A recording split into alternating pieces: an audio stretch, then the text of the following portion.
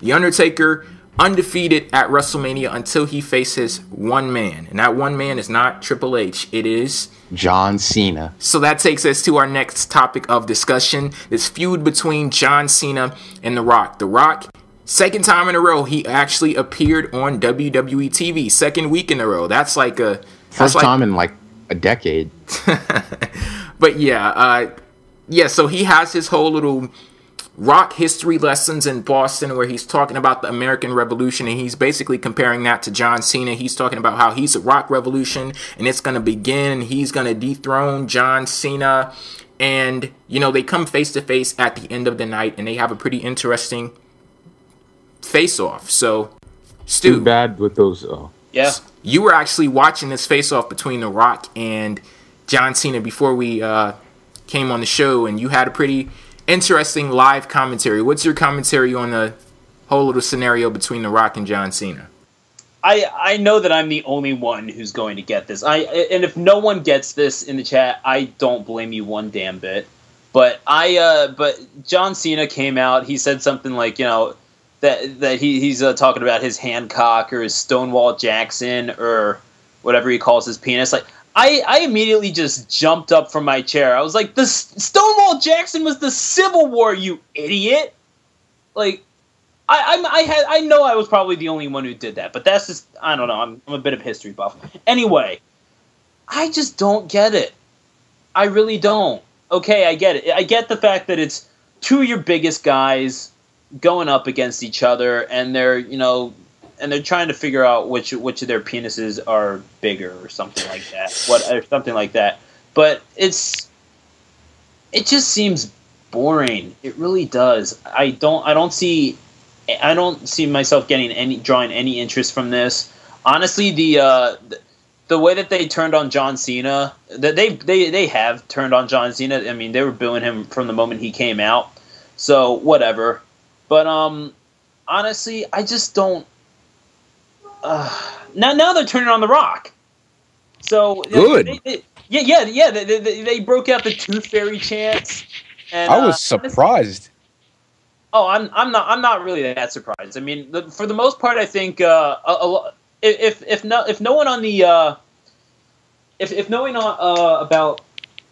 knowing about the stuff on the internet, like I think for the most part they'll be accepting of this. You know, at least the people on whatever the WWE Universe's page. I mean, they'll be all like, you know, Rock this or Cena that, whatever. But I'm pretty sure for the most part, the live crowd, you know that WrestleMania is pretty much the gathering point, the yearly gathering of every single goddamn smark in the world. If any other crowd at any point in the year can turn on this angle faster than frickin' Benedict Arnold turned on the USA. Yeah, see, there's another Revolutionary War thing you could have said, Rock or Cena as opposed to Stonewall Jackson. But you could have said that. But that's beside the point. Point is, these guys have every single right, in my opinion, to turn on this angle. Honestly, I think that if they do, it's just a lesson. It'll be a lesson learned for WWE because they've been hyping this thing up for a year. They've been saying how this is going to be the biggest matchup of all time, and then you go ahead and have Rock look bad on purpose. You have Cena, you know, keep playing up how he's been in the WWE for all this time, and yet. You know, I mean, I have my own opinions on John Cena. I might just launch into that later, but they could turn on this thing real fast.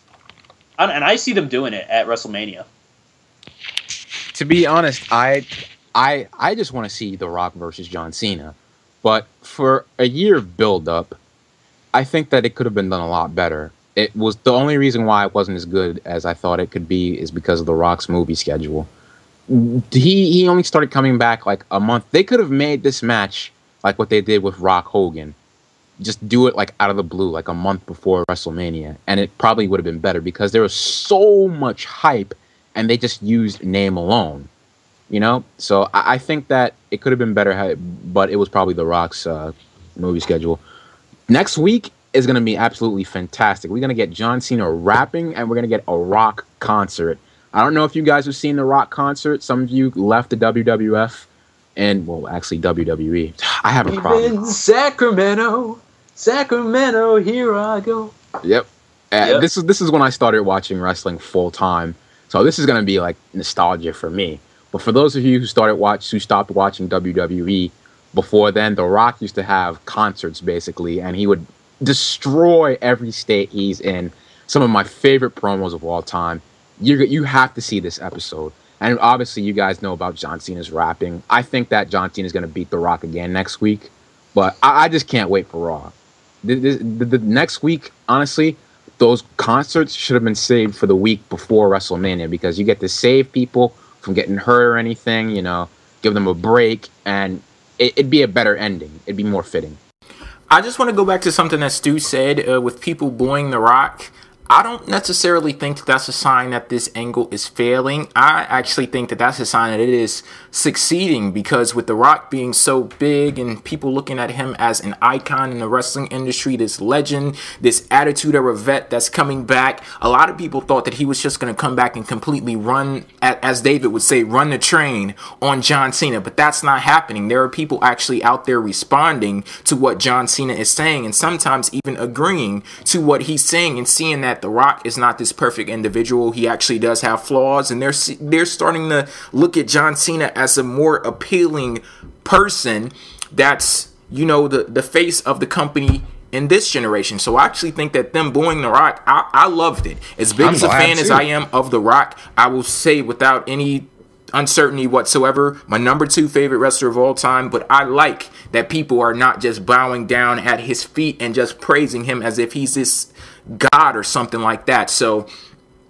in this feud with him and The Rock, this feud with John Cena and The Rock, this last episode of Raw, The Rock, he was great. That was classic Rock in the whole little Rock history lessons and things. And John Cena, I still think he was impressive. And I think that with John Cena looking as strong as he has looked, like I said, with this whole belief that The Rock was supposed to come back and just run right through John Cena, him looking impressive, he doesn't even necessarily have to beat The Rock week in and week out, and he still looks great. And I think that's a position that we're in the feud right now. As long as John Cena can keep up with The Rock, he's doing awesome. I was actually happy that people were cheering for Cena, because I was going to cheer for him too. And once again, I want people to get the idea that I'm a Rock hater, because, like I said before, my top 5, The Rock is number 4. So with The Rock, I'm glad he's back. I'm happy to see him, but I want John Cena to win this one. And to be honest, the promos that they had for the last 2 weeks, I think Cena won. That was awesome when he wrote on his hand too. Honestly, listen, here's the thing though. I mean, 2 points that I do want to hit on. First was during that first promo with what's it called, with the merchandise at the Boston Harbor or whatever, Boston Harbor, whatever. Yeah, when he was talking about like rolling it up into a ball, turning it sideways, and sticking it up his candy ass. I gotta say, I'm in my kitchen. Shit. Botch. I gotta say though, that's gonna be on Botchamania. Yeah, exactly. Yeah, if we're relevant enough. If I just gotta ask though, how do you turn a ball sideways? I don't know. Yeah, I don't know. See, this is what goes through my mind. Okay, like you just gotta understand that. But honestly, I don't see. Oh yeah, second point. Jada, you brought up something about how turning on The Rock is not necessarily a sign that it's failing. I wouldn't necessarily call it a sign that it's failing, but I would say for the most part it is a sign that they're pointing out flaws in The Rock. But here's the thing: Cena is basically you can't root for the guy. The WrestleMania crowd, they're not going to root for him. Period.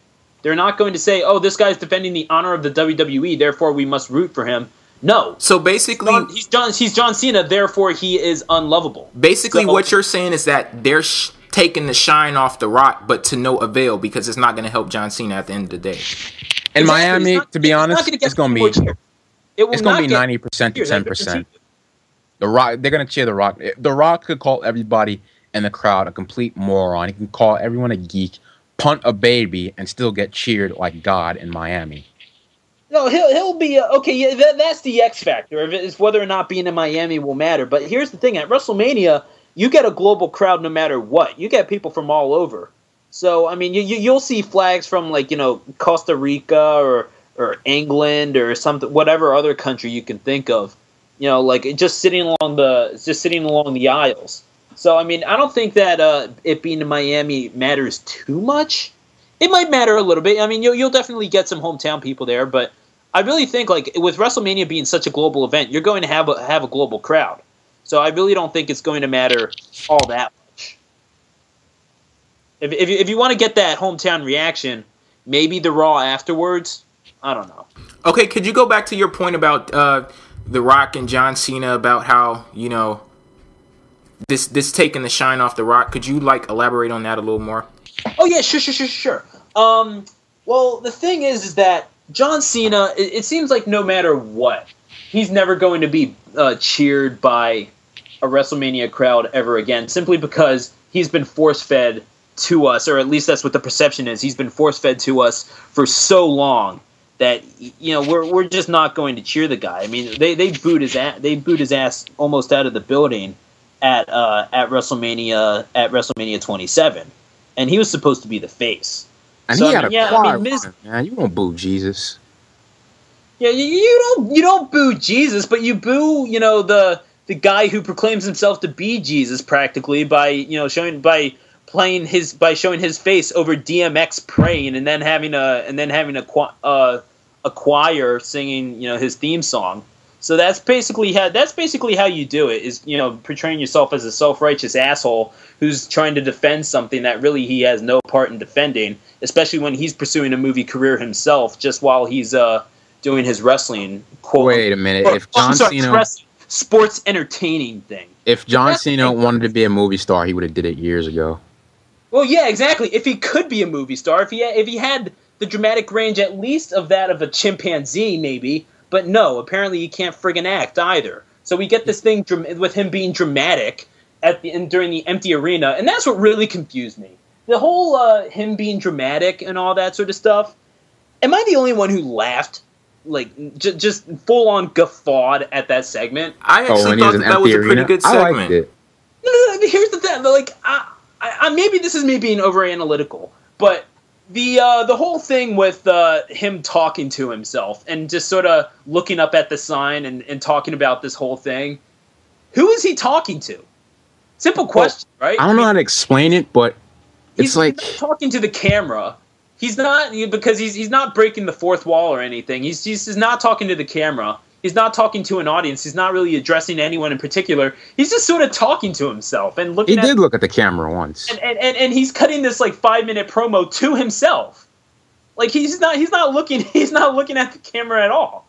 So it's like, so from what I gathered from this is that John Cena just talks like this, just talks like a pompous douchebag all the time, and not only that, he does it to himself.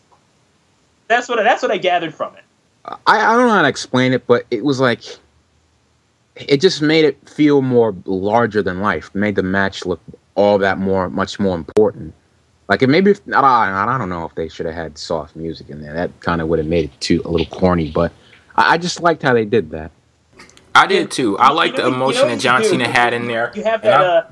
You have that music where Ash like enters the Pokemon Stadium at the end for the first time, like da da da da da da da da. Like you have that playing in the background. That'd be hilarious.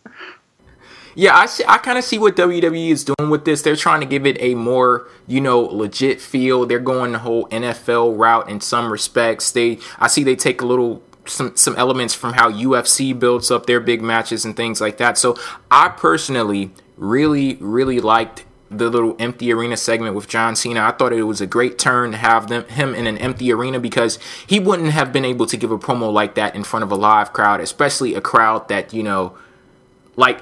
just look at what they did on Monday Night Raw. Out of nowhere, as awesome as it was still out of nowhere. The damn Tooth Fairy chant. So, I thought it was a nice turn to have him in the empty arena. I thought it was a nice. It was a nice turn seeing him be cheered for once. Honestly, 3 seconds? All of 3 seconds. Was he being cheered? I don't know. But I don't know. The John Cena promo, it really was, like someone just said it in the chat, it's ridiculous. I just can't take it seriously, because this is the thing. You're talking about how they're building it up like the UFC. I don't watch the UFC, and even I know they at least pretend that it's within like an interview, during the guise of an interview, like they're talking to an interviewer. Here he's just talking to himself and looking up at a WrestleMania sign, and they're like looking up at it like it's just he's alone in his thoughts, but he's like sort of just talking it out. Like the only way that this could have been cheesier is if you had that music playing in the background and you had that sort of like echoey effect, like, you know, he's not even moving his mouth, but you hear the words coming out. Like you hear the words, like he said, like it's really just going as if he's just thinking this. Like that's the only way you make this thing cheesier. It was really cheesy. It was basically Cena trying to be dramatic, which is really, really cheesy.